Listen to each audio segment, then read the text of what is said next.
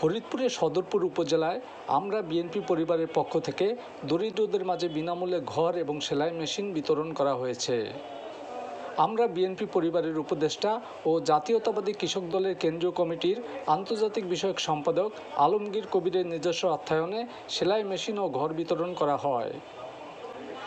এ সময় অন্যান্যের মধ্যে উপস্থিত ছিলেন কৃষক দলের কেন্দ্রীয় কমিটির সাধারণ সম্পাদক শহীদুল ইসলাম বাবুল, সদরপুর উপজেলা বিএনপির আহ্বায়ক বদরুজ্জামান বদু সহ স্থানীয় বিএনপির নেতৃবৃন্দ। এ সময় সদরপুরের দরিদ্র অসহায় এক মহিলাকে বিনামূল্যে ঘর করে দেয়া হয়। এছাড়া উপজেলার বেশ কয়েকটি দরিদ্র নারীদের মাঝে সেলাই মেশিন বিতরণ করা হয়। আমরা বিএনপি পরিবারের উপদেষ্টা আলমগীর কবির জানান, বিএনপির ভারপ্রাপ্ত চেয়ারম্যান তারেক রহমানের নির্দেশে তিনি দরিদ্র অসহায় মানুষের জন্য কাজ করছেন।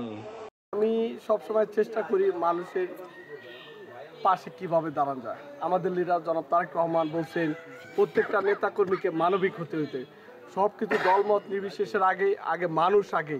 মানুষ বাঁচলে দেশ বাঁচবে, মানুষ বাঁচলে সমাজ বাঁচবে, সমাজ থাকলে দেশ বাঁচবে।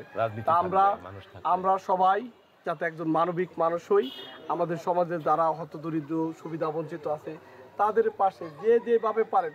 হয়তো আমি আজকে একটা ঘর করে দিছি, একজনের দরকার পড়ে যদি অল্প টাকা দেওয়া যদি হেল্প করে সে অল্প টাকাতে করবে, যে যার অবস্থান থেকে সবাই সাহায্য করবেন। আমি আশা করব আমাদের নেতা কর্মী যারা যে যেখানে আছেন আপনারা সবাই একজন মানবিক নেতা হবেন এবং অসহায় দরিদ্র মানুষের পাশে দাঁড়াবেন।